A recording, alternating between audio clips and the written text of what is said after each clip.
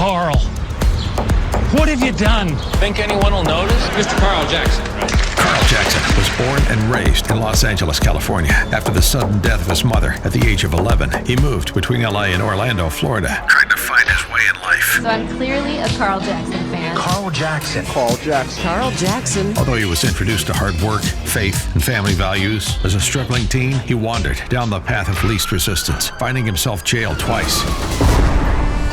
By the grace of God, he attended an evangelical church and found that there was a better way and accepted Jesus Christ as his Savior. There's just no fake stuff about Carl Jackson. Now, on the Salem Podcast Network, Carl has launched on a journey to help people of all races and backgrounds to discover facts of America's true past, as well as realize the benefits of utilizing their God-given gifts and talents, which far outweigh any benefit from a government subsidy or program. Real dangerous out here. Let's roll, Carl. Get going fast! Redeemed, rehabilitated, and real entertaining. This is the Carl Jackson Podcast. Hello and welcome to today's edition of the Carl Jackson Show podcast. I want to talk to you about the news that matters for the day, or some of the topics that I've picked out for today. And then I want to go into a deep dive a little later. Are we witnessing the mark of the beast? I want to talk about that.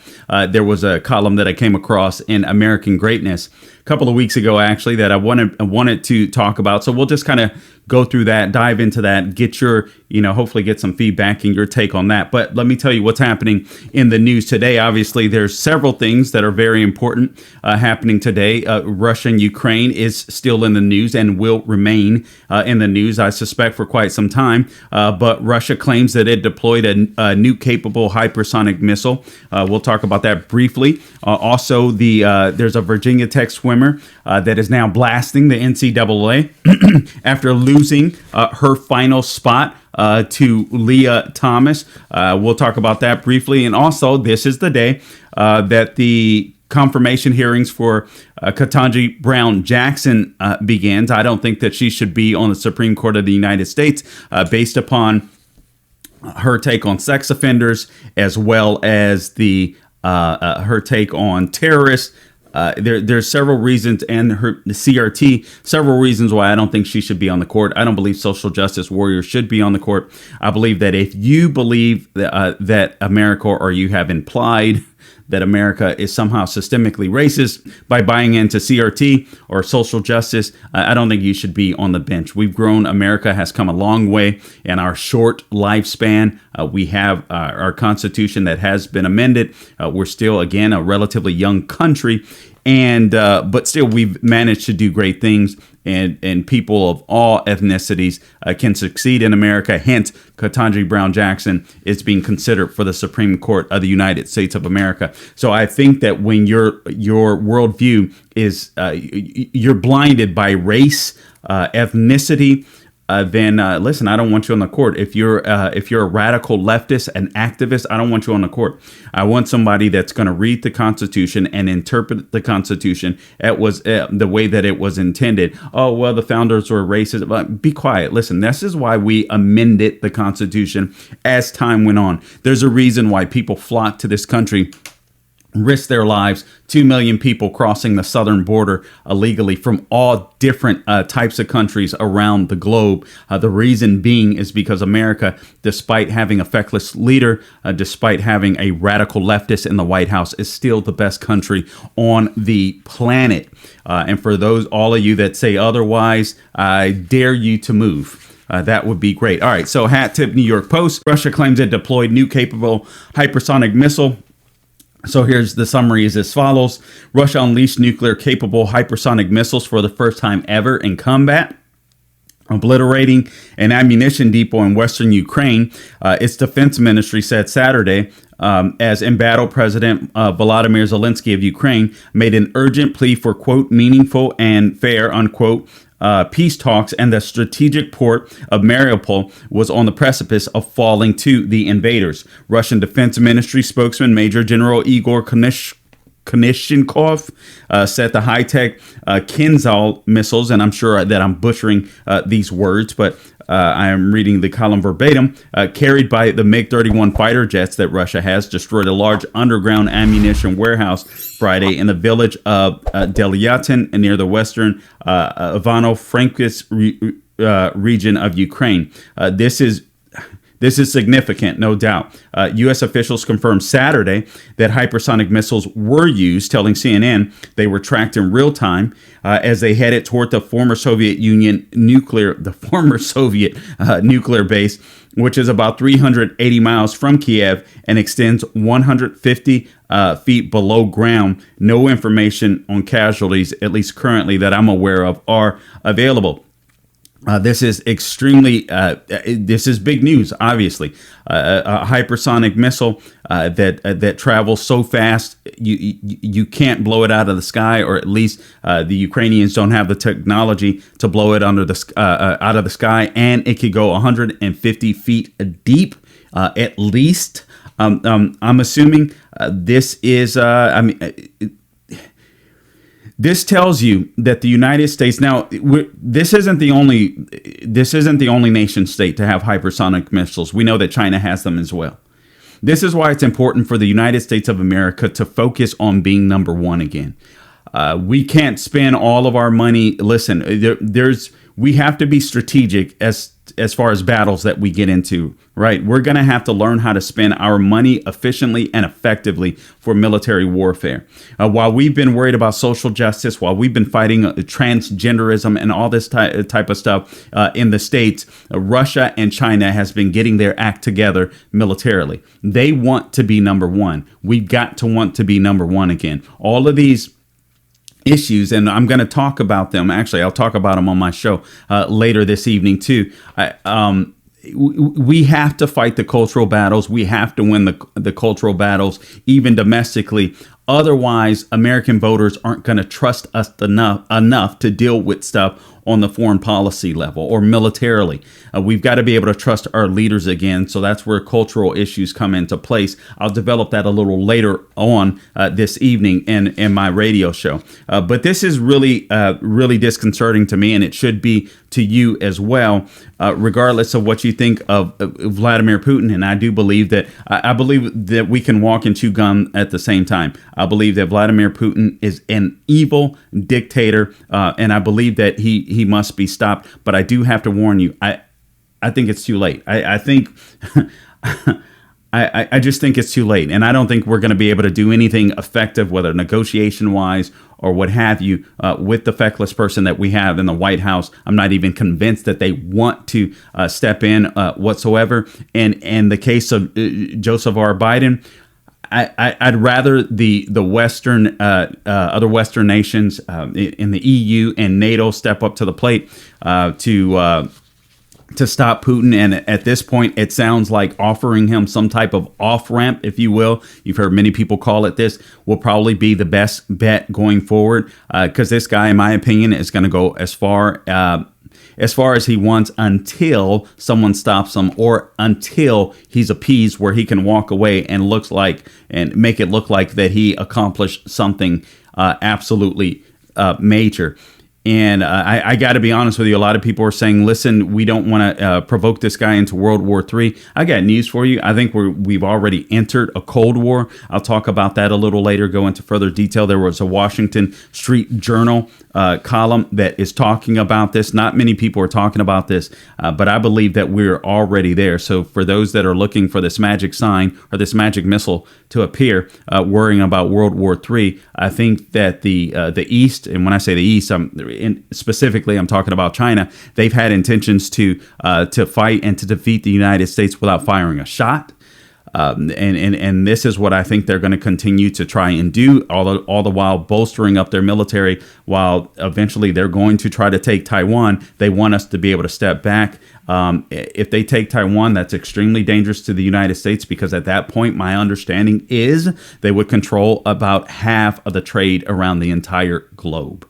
That's scary. That would push us out of the number one spot. And regardless of how you feel about Republicans, Democrats, or so on, etc., we still have the best constitution that exists in this world. We're still the best nation that the world has ever known, despite corruption from some politicians in D.C. and maybe, state capitals or what have you. So this is extremely dangerous. This is extremely detrimental. And this is a warning shot to us that we need to focus on building up our military and making our military strong here at home. Stop the social justice nonsense, the CRT, the transgender and transgenderism lessons inside of our military, and teach our guys how to be fighters and make it completely dangerous to even think about crossing the United States. Right now, we're not in that position with the leadership that we have. This article goes on to say the speed of Konzel puts it beyond the reach of any Ukrainian air defense system, and the launch platforms can launch from ranges beyond the reach of Ukraine.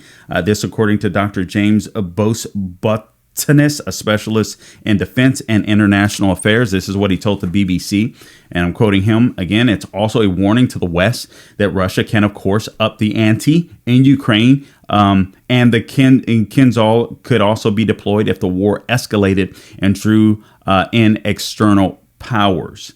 The latest attack came as thousands of civilians attempted to flee Mariupol, which has been under bombardment for weeks. And while Russian tanks entered the center for the first time and cut off Ukrainian forces from the Sea of Azov.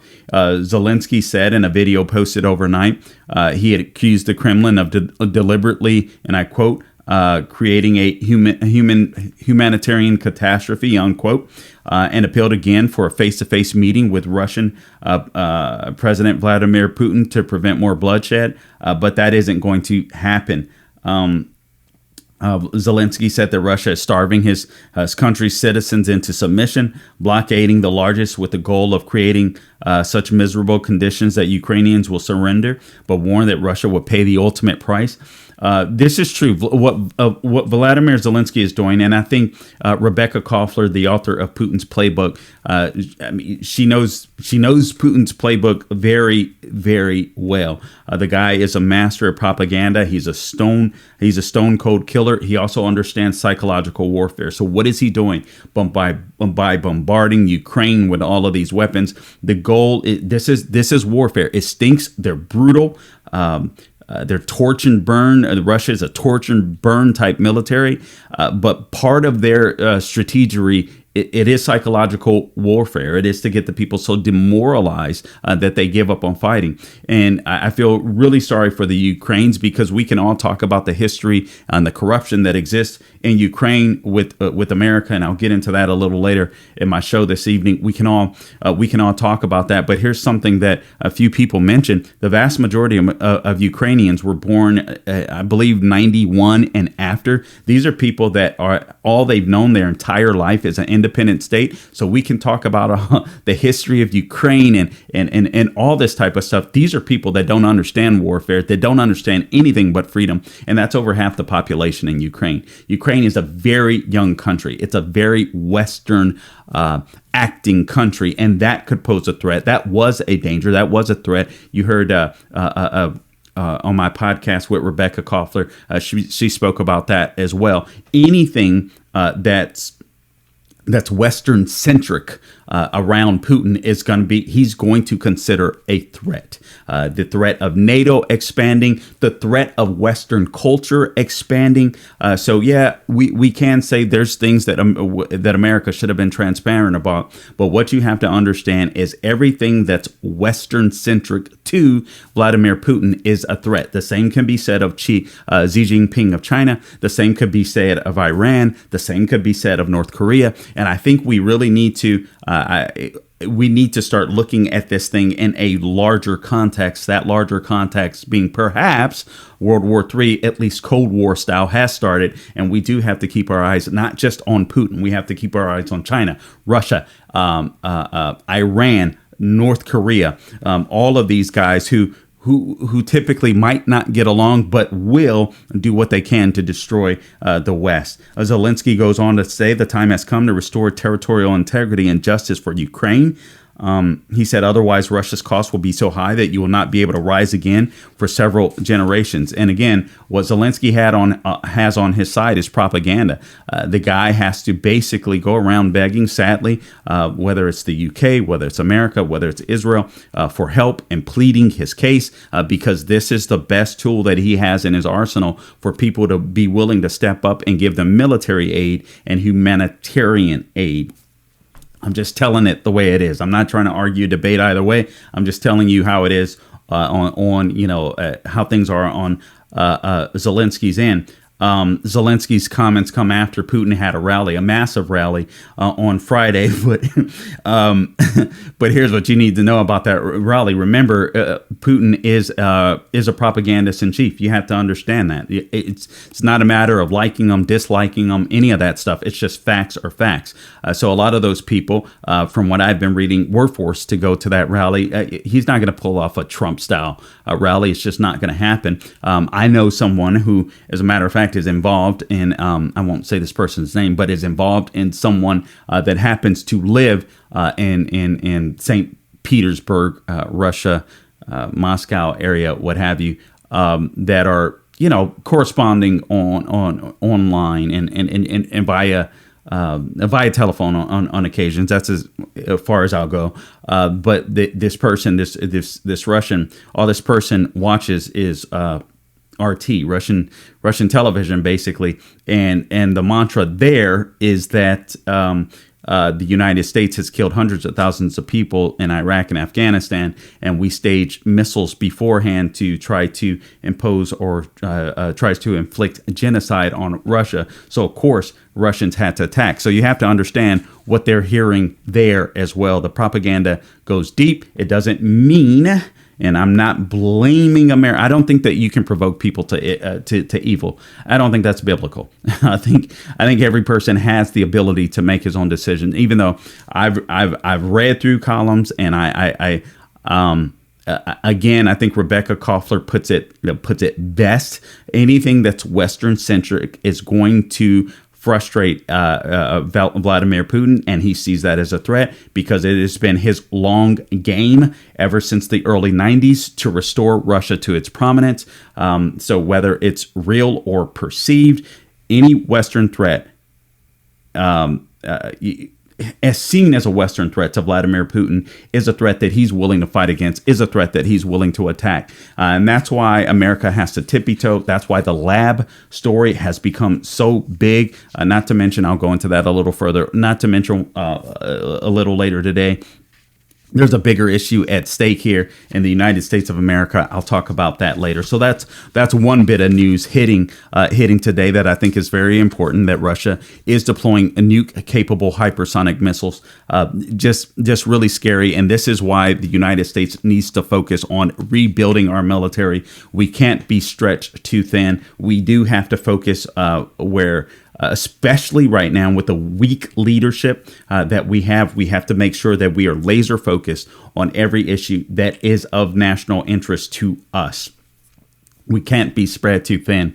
I'd like to listen. I think to some degree we are the police of the world. I know many people will disagree with me on that, but where freedom is threatened, I'd like the United States to make a stand. The problem is the people have to have a say in this. Congress has to have a say in this. We, the people, have to have a say. And if we, the people, say no, that's the way our system is set up. The problem is we've been kicked out of the system, and that's why you have all types of chaos, in my opinion, going on across the world. But again, I'll dive into that a little later on my program. Make sure, by the way, you follow this podcast, or you like and subscribe to this podcast everywhere podcasts are found: Apple, Google, Spotify, YouTube, Rumble. I'm still playing around with this thing. You guys let me know what you think. But I think what I'm going to do is bring you a couple to few stories at the beginning of the podcast, and then dive deep into a larger topic, if you will, towards the middle of the podcast. Just try to break it up a little bit for you.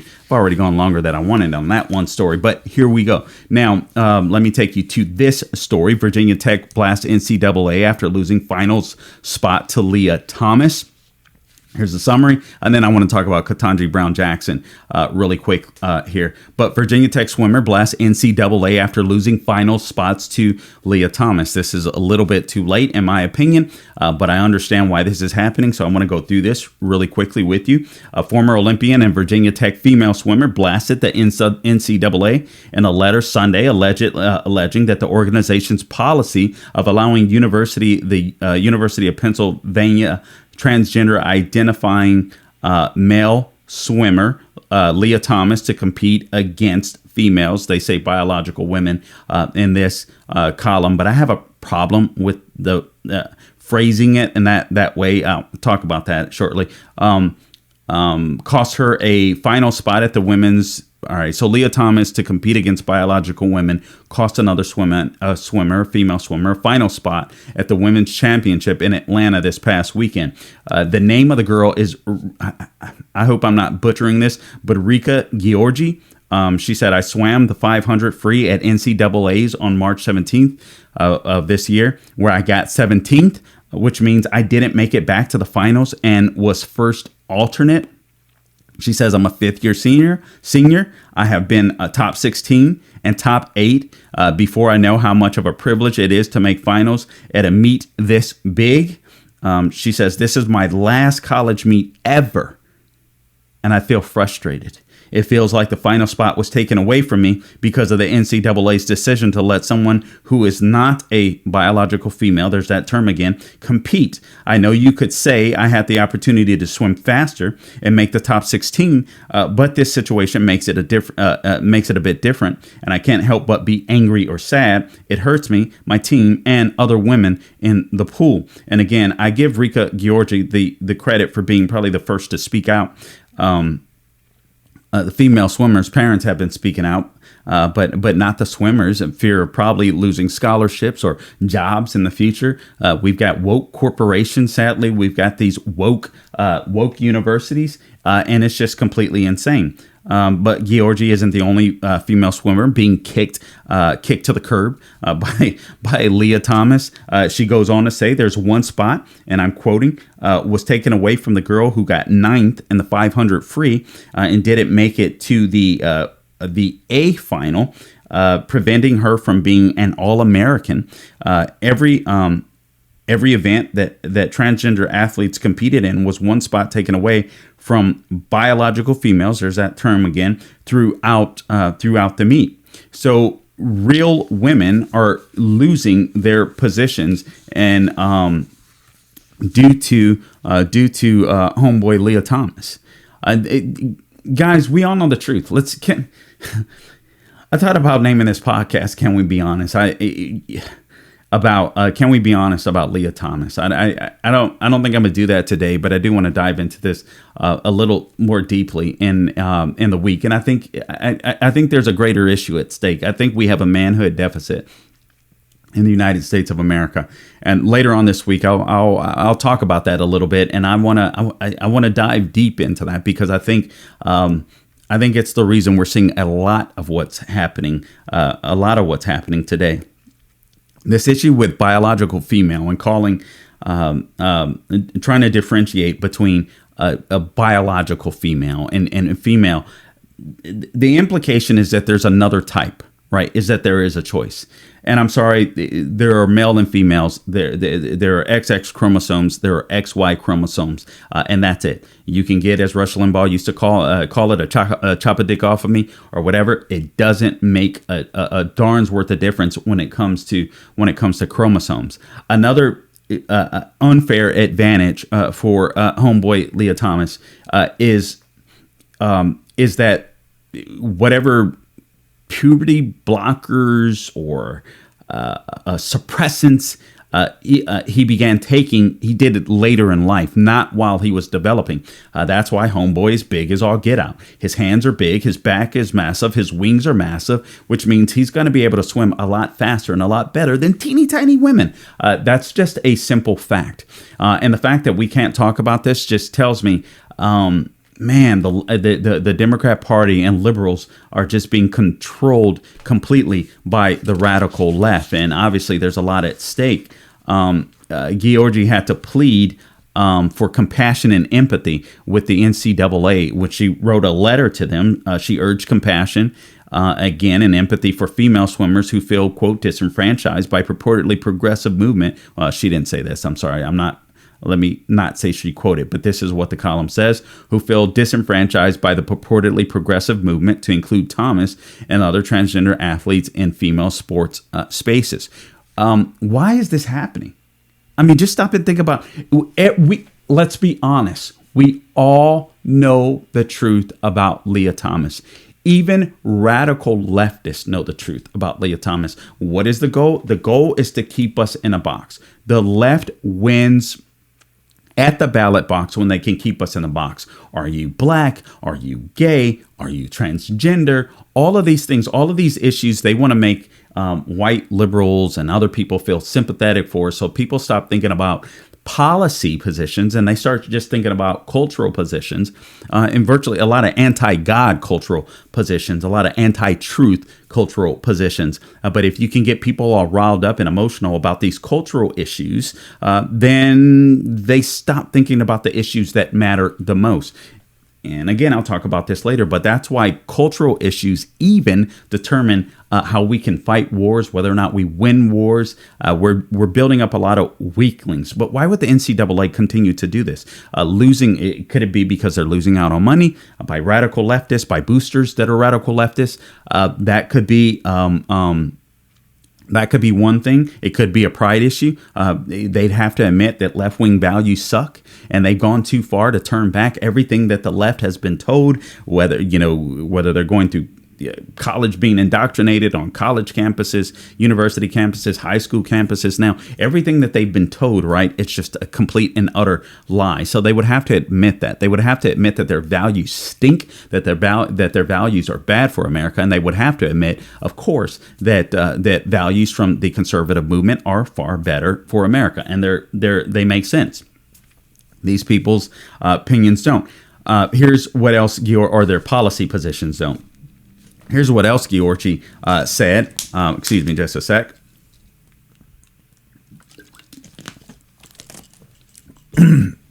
She must have tweeted this out, but she says, I asked that the at NCAA takes time to think about all the other biological women. There's that term again.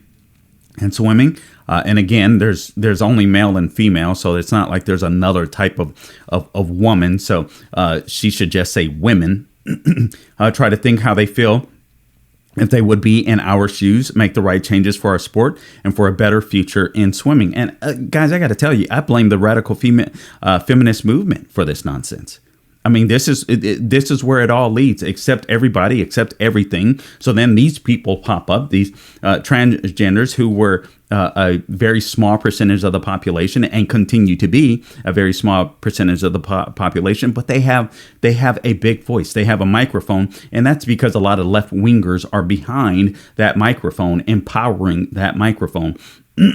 But now these women, these feminists, if they claim to be leftists, if they claim to be tolerant, if they claim to be accepting, have to accept the very people that are destroying them. So all this time, these radical feminists were talking about traditional values and how traditional values suck and all this kind of stuff. Now they're begging for traditional values to return because traditional values bring about sanity. Another teammate, anonymously speaking, says Giorgi was brought to tears over her loss because, again, because she came in 17th place, she basically couldn't compete for the NCAA championship. It's sad. So it means that she was bumped out by Thomas. So it's easy to be leftist. This is a lesson to be learned. It's easy to be leftist when being leftist doesn't mean anything, right? When it doesn't cost you anything, it's easy to be leftist. But when you dive into the leftist worldview, when you actually dive into their policies, they cause damage, they cause pain, they cause hurt, they cause tons of suffering. They destroy the nation as a whole. They destroy people. They destroy individuals. So it's easy to be a leftist when it doesn't cause you anything. But I'd imagine that these girls are probably leftists, liberals, whatever, Democrats, simply because they're on a college campus. And I know that they're being indoctrinated. But it's never cost them anything. Now it does. Now it does. And so praise God for Georgie that's starting to speak up. But again, I think a little too late. And now it's cost her. Perhaps she thought she could just swim and win and place. But now she's saying, no, this is really taking a toll. That's not going to happen for her. This person, they believe, speaking of Georgie, was brought to tears. No one confirmed that it was Georgie, but we're all guessing it was Georgie, and I think rightfully so. But another person that remained anonymous says she was very emotional, which was very hard to see because it's her last NCAAs, and she really loves that race. And it was just heartbreaking to see that she put all her effort into it today. And at the best time, she's won in a morning session before and still not make it. So imagine you're a woman. You put all this effort in, all this training, years and years and years of training. You have your best time ever, but you don't make it because Homeboy is in the race. So again, she's the first Georgie's the first NCAA women's swim champion to speak out. But you know, right now, sadly, these women are still being silenced by the coaches who, in turn, I believe are probably being silenced by the NCAA. These coaches don't want to lose their cush jobs, get to travel around the country, participate in sports, coach young women, get paid well. Give me a break. These guys aren't, you're not going to find a lot of courage, in my opinion, on college campuses. And it's a sad thing. Next subject. Hat tip Ketanji Brown Jackson. So Supreme Court hearings are scheduled, or confirmation hearings are scheduled to start today. I don't think Ketanji Brown Jackson, again, should be on the Supreme Court. There's a few issues, right? The CRT is a big issue for me. I don't believe that you should be on the bench if you're a social justice warrior. I think that if you view a lot of law through the lens of race, you shouldn't be on the bench. If you don't want to bring equality for all people, not equity, equality. If Ketanji Brown wants to bring equity, I think she should give me a little piece of her fortune, right?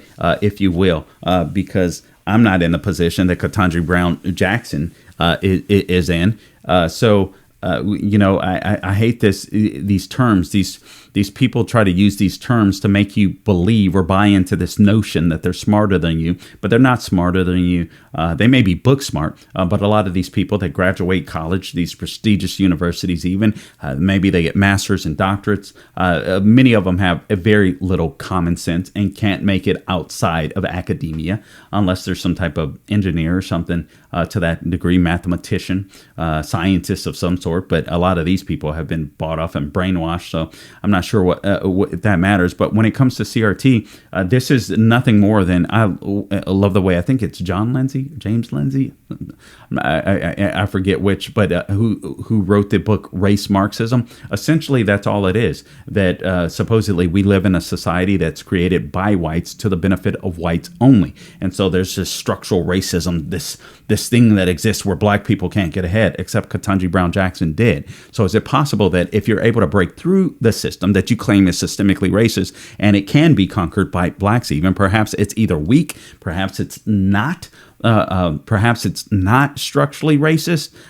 These are just some questions I would have, because this is totally nonsensical. Or perhaps the system in and of itself, when you work through the system, is beneficial for blacks like Ketanji Brown Jackson. So anyone that views law through the lens of equity, CRT, diversity, equity, and inclusion. By the way, this is a lady that was on the list by Demand Justice, this radical left-wing group, as one of the people that they wanted on the bench, and she was the most radical of the list of black women on that list. So there's another reason.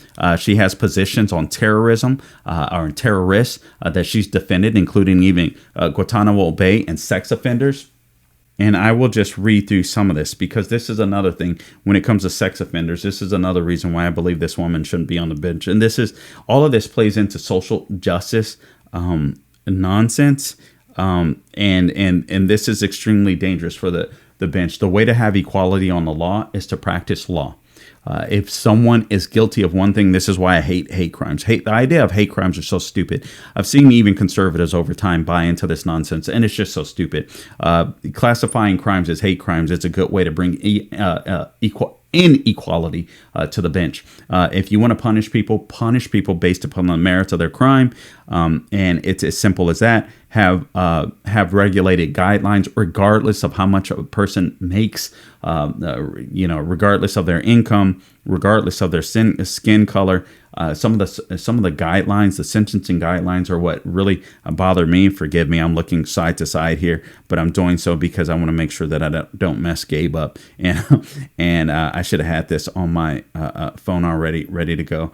But what happens when Jackson went easy on this sex offender? This by Fred Lucas at the Daily Signal. So in text messages, Neil Stewart talked explicitly about his interest in sex involving minors while setting up what he thought was a meeting at the National Zoo with a man and his 9-year-old daughter. This, according to a prosecutor's memo, what a B-Day gift that would be, Stewart said, referring to the meeting happening on his 31st birthday in October 2015, if the 9-year-old girl would like to play. This is gross, guys, but bear with me. In February 2017, U.S. District Judge Ketanji Brown Jackson sentenced Stewart to 57 months in prison, or just under 5 years, after his conviction for possessing and distributing child pornography. That punishment far less than the 97 to 121 months prescribed by federal sentencing guidelines. This is likely to come up Monday before Jackson's Senate confirmation hearing on her appointment to the Supreme Court.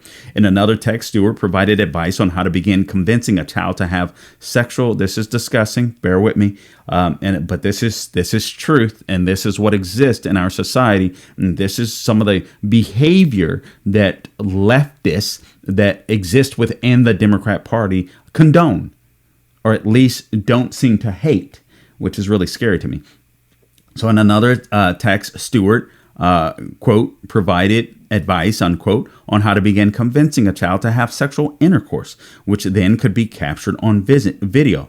The trick, he says, this is what the pervert says, is starting with really small toys and gradually moving up until something is the same size and vibration. I think you can guess what the pervert is talking about. Prosecutors quoted obscene and graphic language in Stewart's text for Jackson's consideration and sentencing that can't be repeated in the family publication. In her pre-sentence mitigation report on the case, Jackson wrote that, and I quote, "The conviction alone is devastating to Mr. Stewart," later adding that his risk of recidivism is exceedingly low. Really? Really? How would she know that? This is a woman that has been brainwashed, in my opinion, on college campuses. But on January 5th, 2020, the St. Mary's County Sheriff's Office in Maryland arrested Stewart, then 35, on 4 counts of possessing a controlled dangerous substance other than marijuana, as well as drug paraphernalia. Stewart's case is one of 7 sex offender cases highlighted by the Senate Judiciary Committee member Josh Hawley in the days leading up to the constitutional hearing for Jackson 51, Biden's nominee to the Supreme Court. Since June, Jackson, the mother of 2 daughters, has been a judge on the D.C. Circuit Court of Appeals from 2013 to 2021.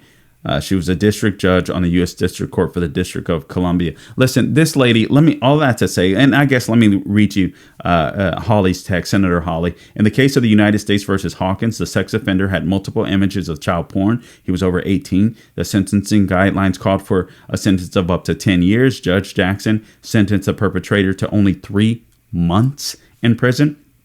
In the United States versus Stewart, the criminal possessed thousands of images of child porn and also hoped to travel across state lines to abuse a 9-year-old girl. The guidelines called for a sentence of 97 to 121 months.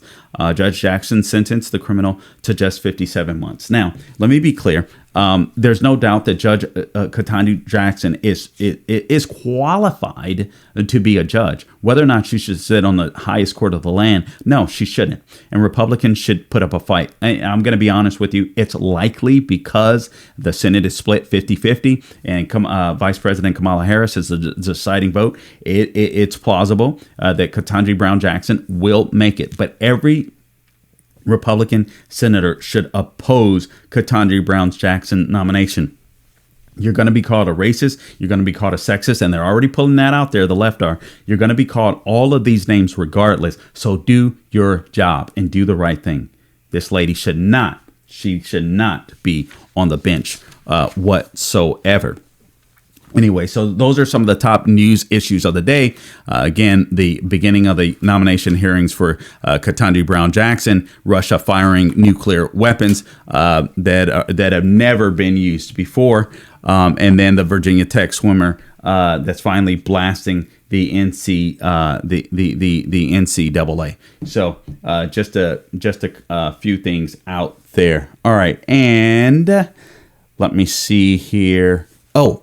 And then, of course, Ketanji Brown Jackson. I really wanted to get to this story on the modern day mark of the beast. I found this column very fascinating, and it was written by a gentleman at AM Greatness.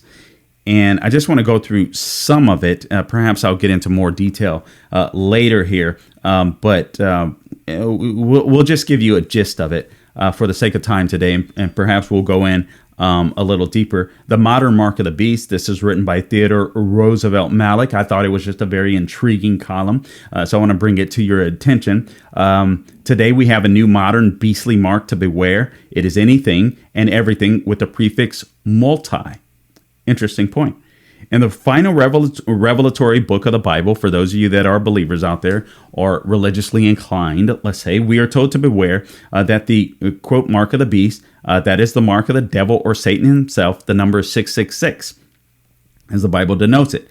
And the scripture goes as follows, and I quote, "And I saw a beast rising out of the sea with 10 horns and 7 heads, with 10 diadems on its horns and blasphemous names on its head.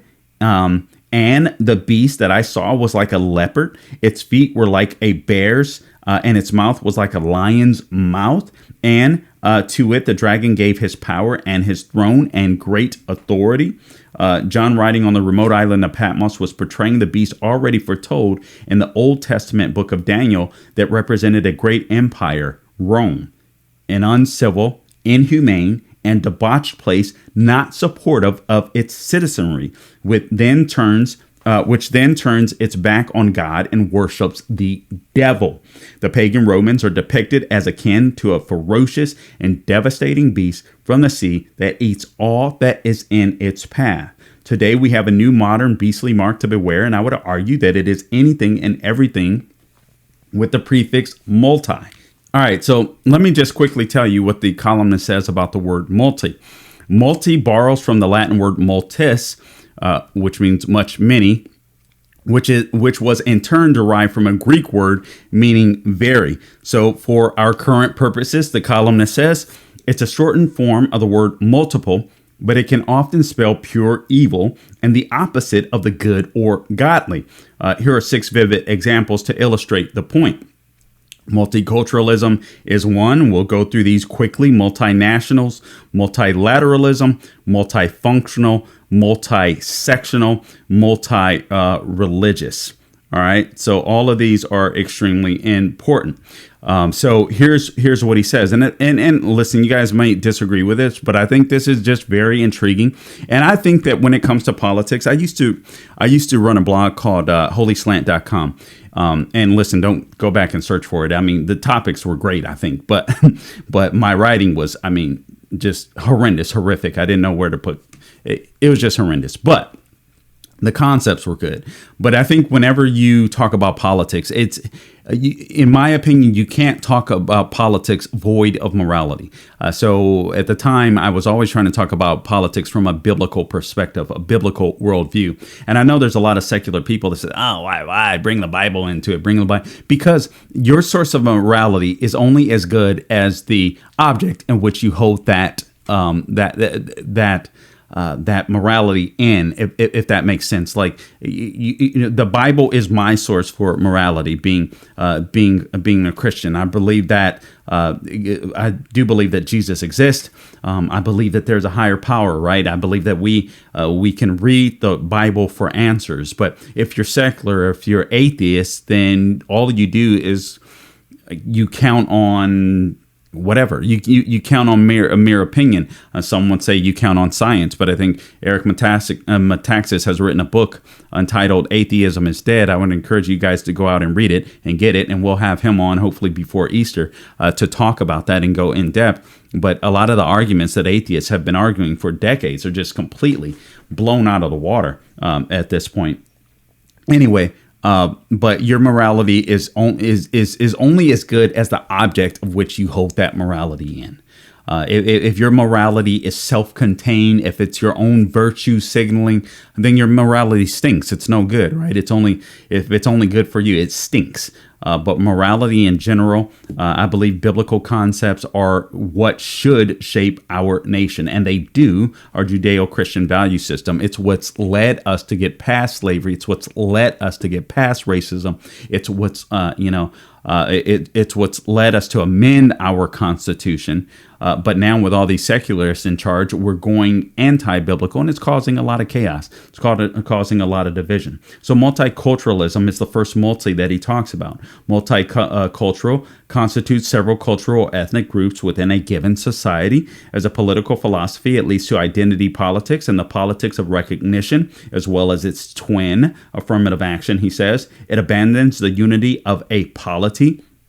E pluribus unum, out of many one, the motto of the U.S., and dissembles its subgroups to the end of internal conflict and racial and class warfare. It is presently leading to the death of Europe. More recently in the United States, it has been embodied in critical race theory and racial hatred of white people and the larger culture, especially the American founding and the institutions and constitution it originated. In corporations, this trend is found in diversity, equity, inclusion initiatives that end meritocracy and all objective measures of performance and evaluation. Listen, we live in the United States of America where we have one culture. We have the American culture. And this is the only way we're going to be able to continue to live in unity. If everything is multicultural, then we can be divided, right? So we can have, it's okay to have these subcultures, if you will, as long as there's an understanding that there is an American culture. It is the dominant culture. We should all abide by our Constitution and the rule of law. If not, then this experiment will not work. And that's exactly what the left is trying to do. They're trying to undercut our Judeo-Christian values. They're trying to undercut the Constitution. They're trying to make this a multicultural nation where we should observe this ethnicity and this sexual orientation and this and that. And it's like, no, that doesn't work. What we need to observe is the rule of law. We need to go back to our traditions that made America great, celebrating our founding fathers, celebrating the presidents of the United States. I know some of you may hate them. Doesn't matter. Move elsewhere. You're not going to find a group of better men that founded a country. It's just not going to happen. All right. Despite their flaws, and please stop acting like you're sinless. All right. But it's important. E pluribus unum. That's the only way this thing works is if we have one culture. That is the American culture. Multinationals, including several countries or nationalities, particularly multinational corporations and worldwide enterprises that shed responsibility and taxation in any one or home country by seeking to be transnational and above the law or liability. This trend to borderless and globalist companies is fostered by the Great Reset and the impetus of corporate control, denying the nation state and sovereignty. International bodies or Davos-like elite globalist cults are seen as preferred over traditional nation states. Perhaps we need to get this guy on to just dive into this stuff. This is really, really good stuff. All of these people are trying to bring peace to the world in their own minds. And this is really, really, really scary stuff. But it is true. You think of all these multinationals, these corporatists, and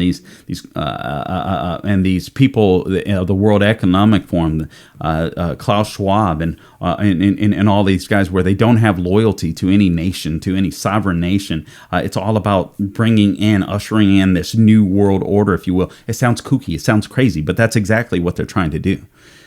It's important that you do have a nation state. In my opinion, it gives you a sense of identity. It gives you a sense of belonging. I don't know why anyone would try to run away from that. It's always troubling to me when people of faith, particularly Christians, don't buy into American greatness, if you will, or American exceptionalism, if you will. And then you read through the Bible and it's like, well, God did that with the nation state of Israel.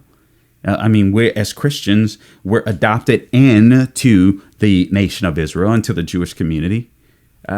It makes no sense to me, in a sense. All right, multilateralism.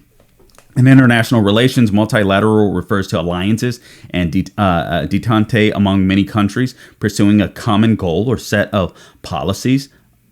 This is in contrast to bilateral relations between two established sovereign countries. It is anti-sovereign in orientation and ultimately concludes in a movement to one world government and supranationalism, he calls it. This is very important. Remember when President Trump came into office, and one of the things that he did that people didn't like, TPP was one thing, and I wasn't so sure about it at first. The Trans-Pacific Partnership, I wasn't so sure about it at first, but one of the things that Trump wanted to do was work with each country one-on-one so that each country had their best interest at mind, not all these other nation states, if you will. And I think it worked out well. It helped us keep Russia in check. It helped us to keep Xi Jinping in check. It made NATO step up. He made NATO step up to the plate by keeping them accountable on a one-on-one basis. That was very important, and it worked very well. All of these international relations, all of these countries that aren't necessarily looking at their best interests, but pursuing a common set of goal and policies for the entire world is just completely insane to me. It doesn't keep the best interests of their people in mind. And it makes the world the world isn't as safe. We can see that happening today with the Biden administration on. So again, the multilateralism is in contrast to bilateral relations between two established sovereign countries. You saw Trump, and he did that well. And as a result of it, the world wasn't in chaos. Multifunctional. This describes a system that does several things or has many different uses, designs, teams, devices, or products. Multifunctionalism has led to the diminution of responsibility, complexity of life, and in social thought to the bureaucratization of policy and the administrative state. And again, this describes a system that does several things or has many different uses, designs, teams, devices, or products. This is another thing that I think is really important because, again, you talk about a system that does many things. Just think about the American government. Think about our government. Our government tries to do way too many things now. On shows in the past, shows that I've sat in for, and including my own, I talk about how the presidency of the United States, as is outlined in the Constitution, has about 6 things that a president is supposed to do, which I can't think of all of them right now. But one is to be just a statesman, a spokesman for the nation. The other is to be commander in chief. There are a few more things that the president is supposed to do. But now today, the president has hundreds of responsibilities, including overseeing the economy of the United States. And then you get a buffoon like Joe Biden is that doesn't even know how to count to 10, that's expected to understand the complexities of the economy. And it just doesn't happen. And that's because that was never intended for the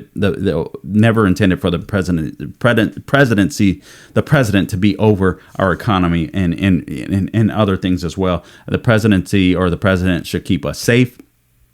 And that's pretty much it. Be a spokesman for the United States of America. He should lead in the charge as far as legislation. Obviously, he can't be a dictator. He shouldn't. He can sign legislation only approved by the Congress, but he can lead the charge on legislation as a statesman for the United States of America. Another issue, multisexualism. Multisexual spectrum, also known as M-spec, or bisexual umbrella, or plurisexual, is a sexuality term consisting of any and all labels that represent the sexual attraction to more than one gender. I don't like that he used gender, should be sex. Since the sexual revolution of the 60s, we have witnessed a total turning away from traditional and historic sexual categories of manhood, manhood and womanhood, a marriage between the two, and of God's sacrament of holy matrimony based in betrothal between a man and a woman in love and for procreation. Multisexuality and transsexuality are the latest sinful turning away from God's norms for human life and toward ungodly acts of idolatry and selfish hedonism. Let me ask you this question: can a society exist if if heterosexuals don't have sex? Let me put it this way, actually better. Can a society continue to exist if heterosexuals aren't having sex? No. This isn't meant to bash gays. This isn't meant to bash legitimate transgenders that aren't just using the topic as a phase of life or the issue as a phase in their life. There are people that genuinely have gender dysphoria, and I think those people we should have sympathy for, and we should do everything we can to pray for them and treat them and do what have you. But it is a mental disorder, regardless of what you may think. All right. But a society cannot thrive, a society cannot exist if heterosexuals don't marry and procreate. I'm sorry, whether homosexuals can't produce taxpayers. I used to put it simply in that way. And again, it's not to bash homosexuals. I don't expect Christians that are not Christians to behave like Christians. I don't. And even as Christians, I slip up, I mess up. None of us are perfect. All of us fall short of the glory of God. But when we put this into practical terms, when you're talking about the building of a society, traditional marriage is important. It's important. Male-female relationships are important. Male-female roles are important. Otherwise, you get a dude by the name of Lia THOMAS swimming against women and beating them, and society saying nothing about it. Men and women are different. We should accept that. We should embrace that. I don't understand how you can be a feminist and not embrace feminism. It makes utterly no sense to me whatsoever. And that isn't to say you have to be some chauvinist and every traditional role a woman has to fall into. No, but there are natural inclinations for both men and women given their sex that they adapt to or that they intuitively head towards. So perhaps I'll get into that at a different point in time. But it's really important to remember that it's not bashing the lesbian and gay community at all. But it's a fact. Gays can adopt, but they can't give birth. And it's important. You see China with their one-child policy. They've since changed that because they realize how much it's hurting them economically. And Xi Jinping's ability to be a world dictator is harder with his one-child policy. So they've adjusted that some. The same is true for Russia. Part of the reason no one talks about, but part of the reason why Russia also wants to invade Ukraine is as simple as Russia doesn't have enough people. I've read and I've heard stories of one of the issues with Ukraine becoming so Western, and this is one of the reasons, or one of the things that Putin absolutely feared, is that people would move out of Russia into Ukraine and they would instantaneously almost have a better life, better jobs, better way of living. Again, younger people. Younger people, and that was a threat to Vladimir. That is a threat to Vladimir Putin, because people can leave from Russia and go to Ukraine and say, "Wait a minute, I thought we had it good in Russia. Now I'm coming to this Ukraine, which is independent from Russia now, and I'm experiencing a better way of life." So this made Putin look really bad, and not to mention Ukraine has a bunch of young people, which Russia was losing. So that played a role as well. All right. And then the last couple of things here, multi-religious, following the dictates and dogmas of many religions or none, multi-religious tends to the eradication of religion altogether, or coalescing around some common global denominators, such as humanism or what is termed global ethics. Religions are disbanded and religious liberty eradicated. In this secular area, what amounts to post-Christianity, it is unpopular to speak of the devil or anything even remotely aligned with the forces of spiritual darkness. All right. But it's absolutely necessary, the columnist says. Spiritual darkness is a state of a person or a culture living apart from God. We used to refer to it as apostasy, the willful turning away from the Creator. In Rebellion, Edmund Burke wrote about this in his tome reflecting on the French Revolution, as did the profound Dutch political philosopher Guillaume Groen van Prinsterer in his writing on revolution and anti-revolution, which was rooted in his Christian understanding of God's grace and the historical roots of Western civilization. So Western civilization has been a benefit to the entire world, not just the West. Our Judeo-Christian values right here in the United States of America have been beneficial to the entire world, not just the West. And for us to sit and abandon them, or for us to sit and just constantly bash the tradition and the value system that made America such a great nation is just it's sad. Oh, America did this. Oh, America did that. Please go back in world history. Go back in world history. We're the ones that ended slavery. We're the ones that got things right. Well, what about the indigenous people? What about Native Americans? Well, what did they do to their own people? I mean, seriously, I know this is uncomfortable for all you social justice warriors out there. And everyone that thinks they're the arbiter of truth and the arbiter of morality. What did Native Americans do to their own people? Were they not enslaving? Were they not killing their own people? See, Western civilization, Judeo-Christian values brought an end to this. It doesn't happen overnight, people. And now we're trying to destroy it. The Old Testament book of Isaiah, in prophesying the Messiah, spoke of a deep spiritual darkness that enveloped the people. The people walking in darkness have seen a great light on those living in the land of deep darkness. A light has dawned, says Isaiah 9:2. The passage reappears in the New Testament in Matthew 4:16, which says to announce that those who have come to know the God of Israel through his son Jesus Christ are the ones who have been delivered from spiritual darkness and now walk in the light of God's life, who follow his laws and have an indwelling of the Holy Spirit. We need to beware of the multi and decry all that bears its mark in our era, the columnist says. Anyway, I won't go on further, but this is a really, really good take. Maybe I'll go a little deeper into this another day. I'll try to get the columnist on. It's a very interesting take on the end times. And I think for all of us that are religious, we can't help but to look at our world today and the things that are transpiring and say, when is Jesus returning? If you believe like I do, or is this a sign of the end times? What we see happening, the Bible talks about Gog and Magog. Those that are not spiritually aware may look at the situation with Russia, may look at what's happening with China, and it's simply a geopolitical issue. But I'm telling you, biblically, it's a spiritual issue too. And that's why I say you can't divorce politics from spirituality. If you do, you're never going to get the whole entire picture. Anyway, guys, I've run long enough today. We'll be back tomorrow. Make sure you subscribe to the podcast. Everywhere podcasts are found: Apple, Google, Spotify, YouTube.